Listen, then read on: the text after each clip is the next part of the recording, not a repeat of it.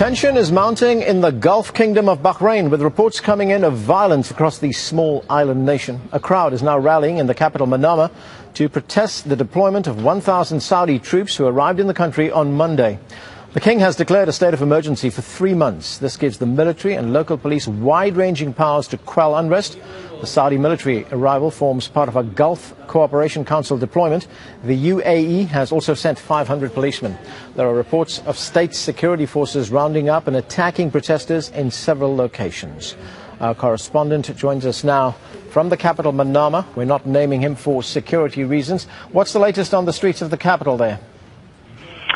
Well, we've just returned from this peaceful protest from the Lulu roundabout down to the Saudi Arabia embassy, where the streets were filled from these, as I say, peaceful protests. But as we were filing round past the Saudi embassy, there was a lot of unconfirmed reports of violence in various places around in and around Manama. And as I say, it's very difficult to confirm some of these reports, but what we have just heard, and we can confirm, that there are at least 2 people that are confirmed dead, protesters we hear, that were killed in Sitra. This is this island, very poor island village, if you like, Shia village, where there have been reports of fighting throughout the afternoon. So we had reports that we can now confirm that 2 people were taken to Salmania Hospital and it seems died in the hospital from fighting in Sitra. As I say, there have been some quite incredible pictures of some of reported victims of this violence. It's very difficult to firm things up at the moment. There's a lot of rumours, and there's certainly a lot of fear on the streets. But it is these kinds of things that we are, as I say, trying to confirm. We don't come as a surprise. We visited one of the hospitals. We've actually visited Salmania Hospital very early this morning, and this is what we found. Struggling to breathe and gripped by violent convulsions. One of over 1,000 casualties admitted to this hospital over the last 3 days. Doctors say they have never seen people so badly affected by tear gas. It's basically really dangerous, and these symptoms usually last over 18 hours, up to 18 hours. It's worse than the tear gas. This shouldn't be used on civilians. This is the IDs. And it's not just protesters who are being treated here. That came in civilian dress. These are Ministry of Interior identification cards. Caught in the site. Hospital staff claim they were found on armed men, sent to intimidate families of the protesters. Doctors say most of the police who were brought to this hospital were wearing civilian clothes. This policeman struggles to answer questions on what he was doing in the predominantly Shia neighbourhood in which he was attacked. He has Syrian citizenship and says he wants to contact his embassy. In beds beside him are many more injured protesters. They have to stop this brutal attack against the Bahraini citizens. They are innocent. They carry no weapons. Please. And they are using also the Saudis, Emirates, and the Kuwaitis recruiting. We have no enough weapons. They could easily kill everybody, but we will not die. Staff here are exhausted. They sleep in the corridors and tiny rooms among the leftovers of their rushed meals.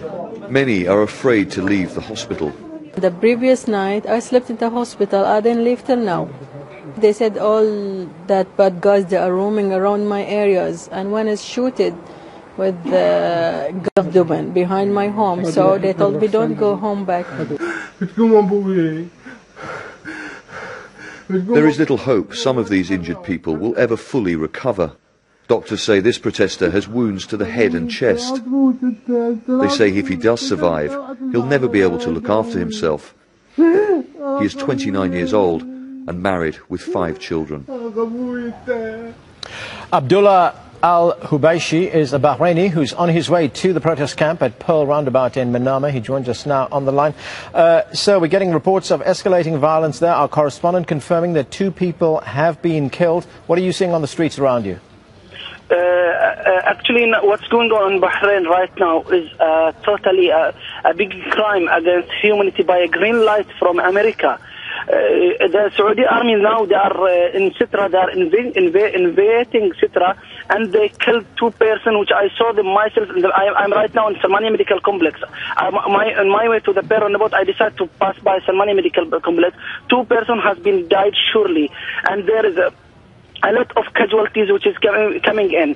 Moreover, any ambulance going inside Sitra or a private car trying to remove, to take out the injured, they are shooting them. And right now, I dress my clothes like a volunteer to help those people. And we gone out by a car going to Sitra. And this moment they call us and we came back because there now the Saudi army shooting a live bullet on the health center of Sitra Health Center. And they are attacking the nurses, the medical people, the ambulance, anybody there, they are shooting everything moving.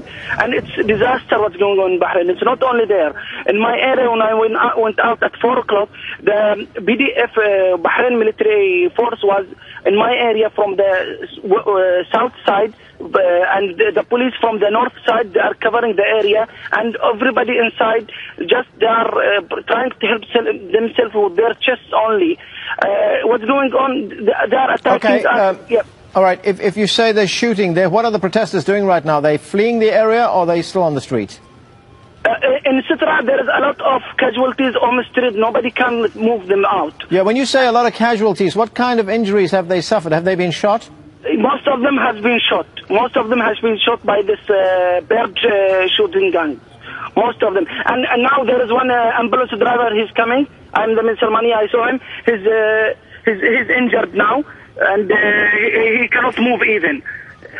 Yeah, he's badly injured. Okay, the ambulance driver. Okay, and you are moving towards the Pearl roundabout. Are there any roadblocks along that way? Yeah, the main highways are blocked, but there is an inner ways which we know it very well. So through this one, I go out. Okay, can you give us some idea of how many people are on the streets right now? In Sitra, you mean? We cannot, the hundreds, tens or hundreds even. There is a lot of injured people there, a lot of them. Okay, and these soldiers whom you said are shooting at the protesters, where are they from? Are they Bahraini soldiers or are they Saudi? Saudi, they are Saudi. All in Sitra, they are Saudi. And how are the protesters responding to the shooting? Actually, they are trying to help themselves with nothing, only by their chest. They are trying, because what's happening since last night evening, since yesterday evening around 5 o'clock, those people, they are starting attacking the villages and the towns. They are attacking. If there is anybody in the road, they will shoot him. If there is nobody in the road, they will they will go to the houses and try to torch the people inside. So everybody decides to go out to die while he's protecting his family, better than dying in his house and something bad happening to his family. Okay, sir. Thank you very much. Abdullah Al-Hubeishi talking to us from Manama. And there's also been plenty of online activity related to this developing story. Here are some of the latest posts on Twitter. People in Salamania expecting an attack on a hospital and are forming human chains around women. Some people in Salamania are being treated on beds outside the hospital.